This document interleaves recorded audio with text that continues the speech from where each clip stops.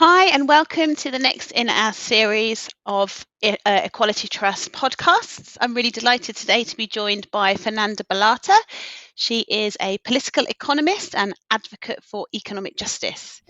She's had over a decade of leadership at the New Economics Foundation, a progressive think and do tank, where she has pioneered new approaches to rethink how power, wealth, and value are distributed in our society. She sits on the steering group for the Extreme Wealth Line Initiative, a groundbreaking framework that challenges us to recognise extreme wealth not just as inequality, but as a systemic harm to democracy, to the climate, and to social cohesion.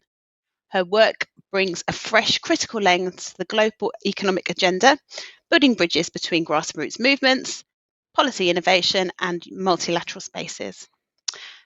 So, welcome, Fernanda. It's great to have you with us today. It's great to be here, Priya. And Thank you for having me. so much of your introduction echoes with the work we're doing at Equality Trust, bringing together different voices and looking for that new vision of, a new future, and really emphasising the potential that it's not just a dream, it's not a fallacy. The systems that we live in today, where we see extreme wealth coexist with extreme poverty, were political choices, and we can design a different future. So it's great to have you here to chat through that with us. So you've recently co-authored a report looking at the extreme wealth line. What inspired you to explore that kind of concept? Was there like a particular moment or finding that sparked that project? Yeah, so I have worked as a political economist for about over a decade now. But I also have a background in international relations, creative arts, and communications. So when I was introduced to the Extreme Offline Initiative, and I began to develop like my own framework of, understanding, this frame of risks and harms of extreme wealth, it just felt like a natural progression for me in terms of the research and and the engagement that I've done in this space. It's Extreme wealth is really the ultimate fight. Now, I think for those committed to economic, social, and environmental justice. So I grew up in Rio, in Brazil. It's a beautiful city, but very unequal. And I have engaged in, with grassroots groups, in nearly almost every country in the world, supporting them in countering conflict and building peace in their communities. And I have also spent over a decade working with coastal communities here in the UK. And as part of the environmental sector in the UK, but also around the social justice for coastal communities. So it's clear to me from all that experience, that around the world the story is very similar. Power and opportunity are hoarded by a few people or a few elites, while entire communities are left without the resources and the infrastructure that they need to address their challenges and to act on what many of them have innovative solutions, and they just don't have the resources to build from there. And also, the past decade, I think, has also been the time when the concentration of wealth has reached alarming, like dangerous, I would say, completely like unacceptable levels. So the Extreme Offline Initiative, it grew out of conversations convened by an amazing person called Rebecca Gowland, who leads Patriotic Millionaires, which is, a network of millionaires who campaign for a fairer tax system and that taxes wealth and the super rich more. And Bax has deep experience working with inequality and poverty and taxation. And I think she's a force for good in this space. But I think what she has done is built an initiative that it's not about one person. It's built on the back of decades of research and scholars working across different disciplines, philosophy, politics, economics, history, and everyone that has been pointing the finger really at those dangers posed by extreme wealth, to society, to democracy, and the planet. And just to end like on this question on what brought me here, I just at going through this research in the past year, I think the Extreme Offline offers like this great heuristic. It's a guide for us to investigate what is a fundamental challenge that has plagued many generations, not just ours, which is the harms of unchecked wealth and power. And my hope is that we are the generation to finally put this issue front and center, and to drive, what I think needs to be a problem-solving collective effort, to tackle it. Thank you. Um, I was struck when you were speaking then of something I've kind of reread the report this morning, or the exec summary of your report this morning, and one thing struck me this time that didn't really pick up on my first reading or in previous readings, and I've quoted it in my notes here. It says, in our interviews, extreme wealth is regarded as a systemic failure rather than an anomaly. So is that in your interviews with the mega wealthy themselves that are calling extreme wealth as a systemic failure?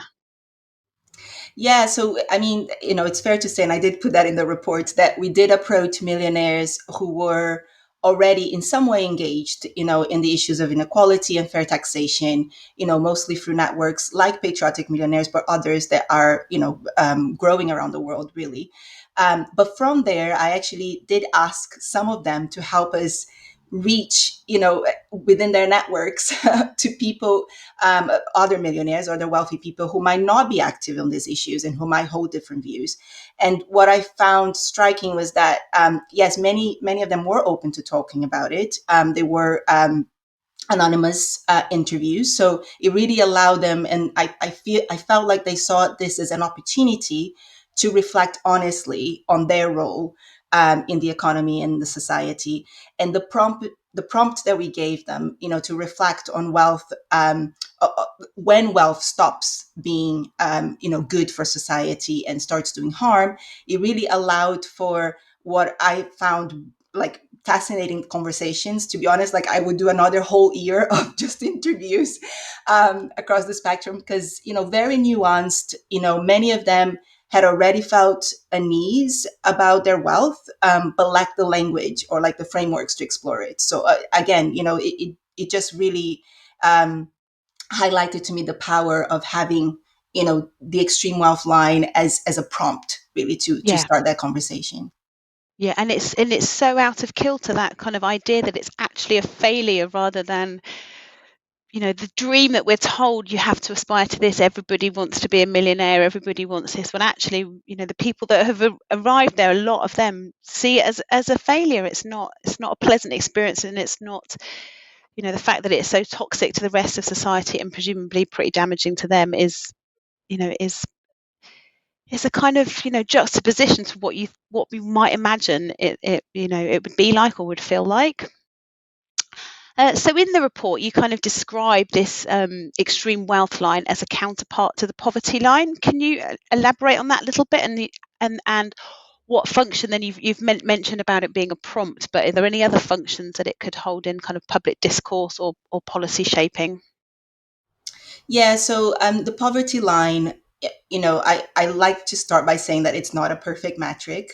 And that does play to also the strengths of the extreme wealth line, and I'll get to that. So I'm very interested on how we can talk about poverty as the absence of the resources and the infrastructure that all of us, in communities need to live life with dignity. And I think poverty lines, because they are numerical measures, they have very limitations, and they have not been able to capture that, in my opinion. Um, but it's the phrase, the you can't let perfect be the enemy of good. Yeah. The poverty line has been very successful at helping governments and societies focus attention, resources, and policies on the needs of those who have very little in society. And it's a great starting point for collective action. So that's how I see the extreme, wealth line. So the poverty line has helped shape like entire welfare systems and global development targets. But the problem we face, is that poverty is it doesn't happen in isolation. And you started by saying also, Priya, like it's a political choice, really. And, we need to address the real drivers of poverty. And so the extreme wealth line is a tool to redress that imbalance, and enter the debate around inequalities by providing actually the other end of the conversation. And, a benchmark, the line is supposed to be not a limit, whatever, people might do with it, the public, and policymakers, that's a different story. But the objective of the initiative is to provide a benchmark, like some metrics and tools for us to have a better understanding of when it does become too much, and when it does become harmful. And it's not about punishing success in society, or you know um, kind of hindering kind of the pursuit of financial security, which we all deserve. It really is about recognizing that past a certain point, excessive wealth is a problem that generates other problems that we then all must have to, we all need to deal with. It distorts our democracies, it fuels environmental destruction, and it pulls society apart, which then makes us less able to actually address our collective problems. So, it's harmful in that way. And I think in public discourse, the extreme offline can help reframe our understanding of inequality, not just as a gap, but as a danger zone at the top. And in policy terms, I really like the idea of the line as a procedural policy tool. In that, I'd like to see governments and institutions like the European Union, for example, starting a commission or starting studies on extreme wealth as an actual issue, because from there we can have documented evidence, and we can engage in a wider debate about then what are the policies, what are the measures we need to put in place to address it, now that we really understand and recognize and talk about the problem as it is. Why do you think, or have you got any kind of thoughts about why political and policy attention has kind of lagged so far behind issues of extreme wealth and, public perception? So, as I started by saying, I'm a political economist, so I'm interested in the issue of power in society and, in how we govern our system. So, naming extreme wealth as harmful forces a confrontation of power. And that's uncomfortable for many political and institutional actors. And that's why I think it is important to talk about harms and risks as two different things, but both relevant to extreme wealth. So, a risk you can manage, you can mitigate against it, but harm implies responsibility, it implies undoing, accountability, reparation, right? Um, Redistribution, confronting those who benefit most from the status quo. And that's really hard in our political system. It's not just about political resistance. It's really also a profound crisis of imagination, I think. So for decades, we've been sold a story that inequality is inevitable, that wealth is earned and deserved, that there is no alternative. And the neoliberal area that we've been living with for the past decades didn't just change a lot of policies to support, the system as it is, but it shrank our collective sense of what's possible. And the emerging political projects that we're seeing now, in the US, and in other areas around the world, based on nationalism and authoritarianism, they are being fueled on the back of that era that has created the system that it's really enabling all this to happen. Again, the unchecked wealth and power element of things. And so this is ultimately, to me, a question of power. Extreme wealth gives a small group of people enormous influence over the media, policy, markets, even democracy itself. And tackling it requires not just new policies, but a radical shift in political imagination and moral courage. And I like to really want to talk about examples. So, very few leaders are willing to take that on. I grew up in Brazil, and we have a neighboring country called the Uruguay, and the late President Mujica of Uruguay, who just passed away, a few weeks ago. He's a rare example of a politician like that. So he represents a rare kind of political leadership that is grounded in humility, principle, deep commitment to the common good. So as president of Uruguay, he refused he lived in a modest farmhouse. He donated most of his salary. He drove an old Volkswagen Beetle. But beyond the symbolism that, he brought in, he stood out because he was very clear in naming the problem of greed and excess. He spoke openly about the dangers of material accumulation and the illusion of wealth. as freedom. So he really challenged the idea of economic growth at all costs, or elite success, equating to progress. And instead, he did champion a vision of democracy that is grounded in solidarity, simplicity, and collective well-being.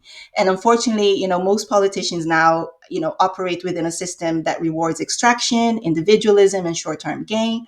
And I wanted to mention him because it's what gives me hope. It really shows that another way is possible. It's not the norm in our system right now, but why can't it be? So we really need to be reminded that addressing extreme wealth isn't about envy. It really is about values, and the political courage still exists in some places, even though it's rare. But yeah, his example gives me hope, and also helps explain why this work matters so much. Yeah, thank you. It is a great example. Um, and we all need a bit of hope, because change is possible, but sometimes it really doesn't feel like it. You've mentioned a few times, Fernanda, you talked about collective action. Is that, what people in the UK can be doing now? Is that what we're missing from this discourse? Yeah, I think so. I think, really what we need is, I mean, we know what the problem is, right? Like, even if you don't have a framework, if you don't do research or policy, I mean, we all feel it in our everyday lives, in our communities that are losing, kind of, crucial spaces, like just to come together, libraries or, parks, and this is all fundamentally, a result of this concentration of wealth and power, really, that just makes, local priorities or even sometimes national priorities, second to elite priorities. um, so we all feel it instinctively, or because we know, we see, we work on it, we activists. And what really frustrates me sometimes, because I kind of bridge the circle of people in research and academia and like policy, with like having done quite a lot of work in communities, and with community and activists and grassroots and organizers. And it really frustrates me because I know that there's so much happening around the world, right? People are doing so much. But it's fair to say that one, they're struggling, and it's a struggle because, again, they don't have the resources that they need for the amount of the challenge, right? And also, I used to say this when I did work with coastal communities, and the Blue New Deal work, that communities on their own, they can't build the whole infrastructure of like, you know, railroads, and the kind of green energy transition, although it should be driven a lot by communities, and communities want to do more community energy projects, etc. But the whole um, kind of challenge that we're facing around the world, in terms of really changing, our energy practices, and the way that we produce things, and the way that we manage waste, like it. Those are massive challenges that require collective action, and so for collective action to happen, we're going to need to get back that power, right? To take power so that we can do it collectively, because the power right now is concentrated, unfortunately, in the heads of very, very few people. And so, yes, it goes back to that. But I always like to recognize that it is a challenge, it is a struggle. And so that's why we need more like braver politicians. Um, um, we need the millionaires themselves, etc. I'm not saying more philanthropy, but I'm saying if you want to be part of the solution, put the resources towards what really can change and shift that in the short term, towards a kind of long term vision that doesn't depend on philanthropy, that it's more about our shared resources, and ownership of really the project of building a fairer economy, and fairer society. But yeah, hopefully I answered your your question. You did, and there's one thing that really resonated with me when you were talking about, community assets versus, elite or individual assets. And I remember when my children were really little, I took them to the park and it was so early in the morning. I think one of them had woken up really early. So we got there and absolutely nobody else was in the playground. And in my adult mind, that was a perfect solution. Look, you've got the whole playground to yourself. What fun. And they were like, yeah, but there's no one there. What's the point? so children understand instinctively that it's no good unless it's a shared collective communal asset, whereas my kind of more grown-up neoliberal was like, fantastic, it's all for you, love. Well, it's okay to um, have a little bit of space, in quiet and on your own. But yeah, I mean, you wouldn't want to go to the park every day and there'll be no one. That would be no, eerie. but her immediate reaction was, I don't want to go in there, there's literally nothing for me in there unless there's somebody to share it with, which, That's lovely. perfect child response to something, isn't it? um, You touched, and I think we've talked about it a little bit here with policy, but the report does, as well as it clearly links extreme wealth with how democracy is being undermined and eroded, and the demise of the social contracts. I mean specifically in the UK, I'm sure elsewhere. I just wondered if you could kind of explain that link a little bit more for people. Yeah, so and yeah, I started touching on this. Like one of the most visible ways that extreme wealth undermines democracy is how it distorts the priorities, like locally, nationally, globally. So when a small group of ultra wealthy individuals, corporations, they have outsized influence. Public decisions start serving their interests, those private interests, instead of the public good. And you see this in housing, for instance. Cities like, I mean, I'm thinking London, that's where, where I live. But New York, or Barcelona, like lots of cities around the world, and communities, you see luxury developments, that are brought up as investment assets by the super rich, often left empty, while ordinary people, are struggling to afford their rent or to find decent housing, for that matter. So the market is skewed towards wealth preservation, really, not human need. Or think about infrastructure. So billionaires building private bunkers, which is not, it's a reality, unfortunately, just sad to say. And spaceports, and local councils can't afford to fix potholes.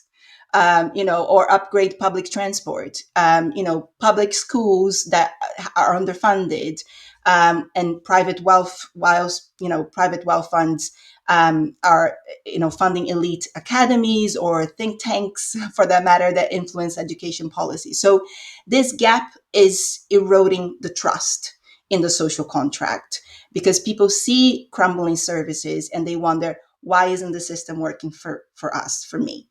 And when wealth concentrates, so does political power.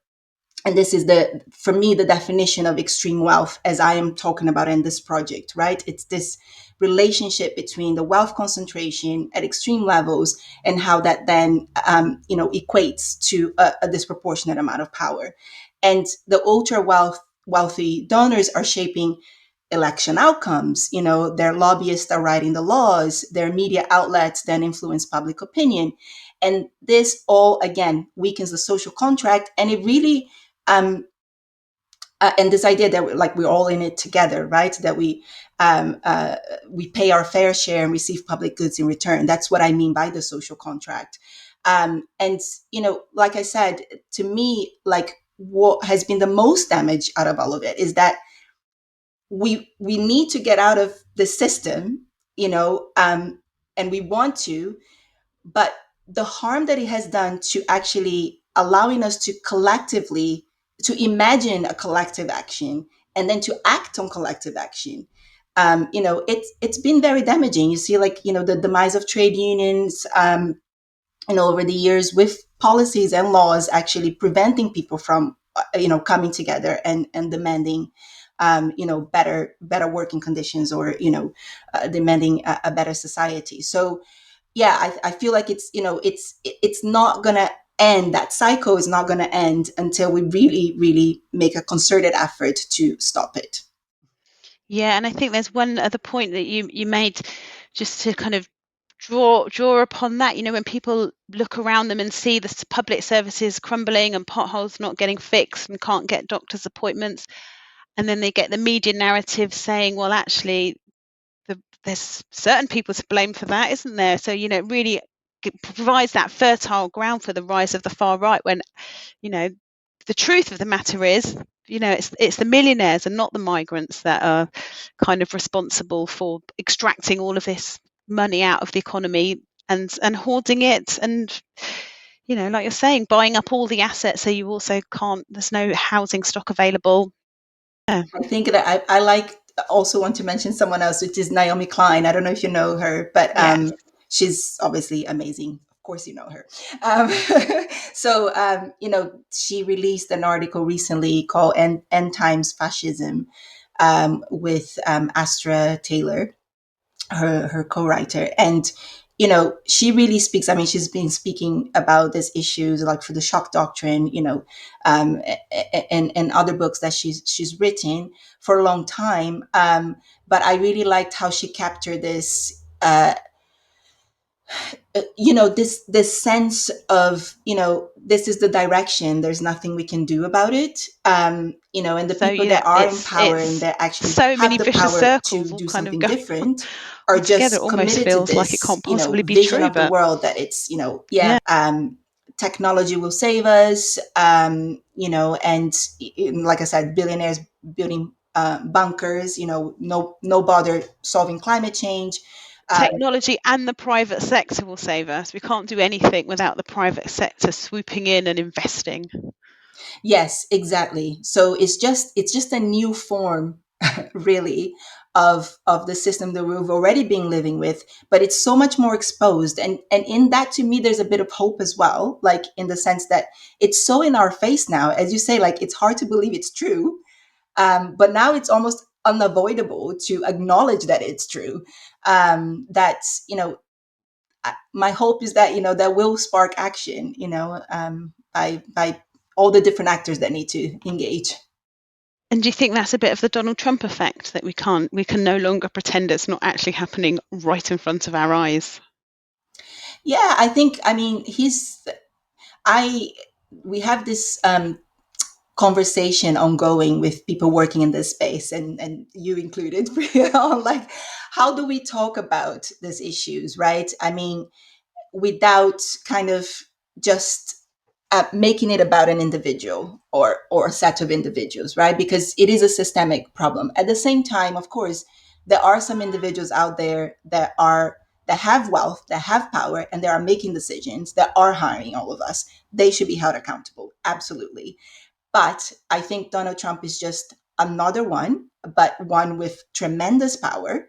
Um, in a country that has exerted tremendous power around the world, and so it is very dangerous. It's very worrying. And yeah, so I feel like I like to say like it's free advertisement now for extreme wealth, and like why we need to do something about it, right? Like you don't want a Donald Trump coming to your nation.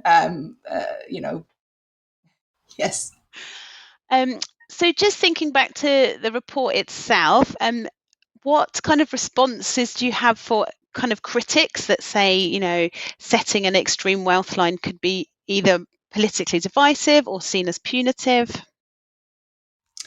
Yeah, well, I would say that the line, I mean, this is what I say. The line is what you make of it, right? For us, like currently involved and trying to drive this initiative, it's not about punishment. It's about problem solving. So we're trying to build a fairer society, and that means recognizing where harm comes from and how we can address it together. So it really is, the intent is to solve our problems, which I imagine everyone wants to do, and to build a fairer, better society for everyone. And the truth is that billions of people are worried about the future, right? I mean, we're talking about, a few people, in a world of, what is it now? 8, nearly 9 billion. I don't know. I've lost count, but it's a lot of people that are not benefiting from the system. And they are worried about inequality. They're worried about instability, be it from financial or from climate. Um, and so we can't really afford to dismiss bold ideas. What we need is constructive engagement. And I'm all for constructive engagement with this initiative, as well as any other that it's proposing a vision for a better future. So my response is, bring in the questions, bring in the concerns, but don't stand in the way of solutions, right? The extreme of line, I'll go back to that. It's a conversation starter. It's a tool. It's a call to action. It won't fix everything, but it helps us name the problem, put the problem in the spotlight, and that's where change can begin. Yeah, that's a great place to kind of be under, isn't it, where change can begin. I wondered if you could talk a little bit more about something. I think you've mentioned it a couple of times earlier, a crisis of imagination. Can you tell us a bit more about what that is and how what we can do to overcome it and what would be in its place? Yeah. This is what interests me the most. So having been part of the, what it's some people say like the new economy movement, for quite a long time, and engaging now, beyond the work I've been doing in the UK or across Europe, but also with partners in my home country of Brazil and in South Africa and in the US. Um, you know, I feel like as a movement, as a progressive movement, let's say, like there is a collective sense of what's wrong and what we're fighting against. There isn't always agreement on what we're fighting for. I mean, there are the principles, right, of greater equality and justice, and economic democracy and equity. But yeah, like what does that look like, right? And like how we get there.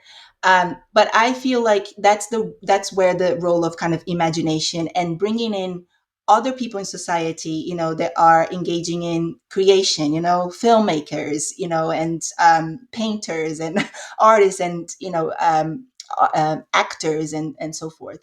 Um, if we want to dismantle extreme wealth, we have to offer compelling narratives, and alternatives, right? And I heard that from policymakers engaging in the interviews. I heard that from millionaires. We hear it from everywhere. So that means not just engaging policymakers and academics, artists, musicians, designers, storytellers. And we need new economic myths, new ways of seeing and feeling what a fairer world look like. And I think there is a lot there. Like the content is there. It's just about really bringing it together, and creating, like it's like, you've got all the palette and all the colors, the paint. You just need to like now paint the canvas, like bring it all together. And it really is about this culture, for a culture that values, that shift, like life imitates art. If we want to inspire action, we have to inspire the belief that action and that vision is possible. So yeah, I really love to engage in a project that like, brings in the art community around this. I think there's potential for the extreme offline to be, envisioned in that way, and for it to be represented in different ways, and from different perspectives and from different contexts as well, which is something we haven't explored here. But the line itself and where you set, or what extreme wealth means, or what it represents, or where the point at when it becomes harmful, it will be different, right, in different contexts, around the world. So yeah, I'm really keen to see the engagement from these sections of society, and I mean from everyone really, because everyone is a creative, Yeah, I'm immediately reminded of just to promote something that Equality Trust is doing, but our community economist project, which is exactly that. Policymakers have the power and it's within their ken to make decisions about what the economy looks like, but actually it affects everybody. And what would it look like? What might a group of people with no kind of formal training on the economy picture the economy to look like if they had their if they were given the opportunity to do so? So we're doing that as an 18-month project. Obviously, part of that is recognizing that if you're living hand to mouth, or living in the cost of living crisis with, like we've already mentioned, public services, transport, housing, really stretched, tapping into that imagination to see what could be better when actually your biggest dream at the moment is having enough money to put food on the table. It's really difficult to like tap into that imagination, which is why we've made that project such a long project. But yeah, it's really exciting, and I think you're right, it does feel what's missing. We're so well aware of what the problems are, but what could be in its place is a lot harder to kind of land at. So, Fernanda, last question for today. What are your next steps for this research? And can you make any suggestions for what, ordinary people or policymakers, or even, the uber wealthy themselves, what role can we all play moving forward? Yeah, and I guess it's a good way to summarize some of the bits that I've mentioned around. Yeah, in terms of the initiative and like the partners that are engaged right now, which is not to say that it shouldn't be more, and we shouldn't grow.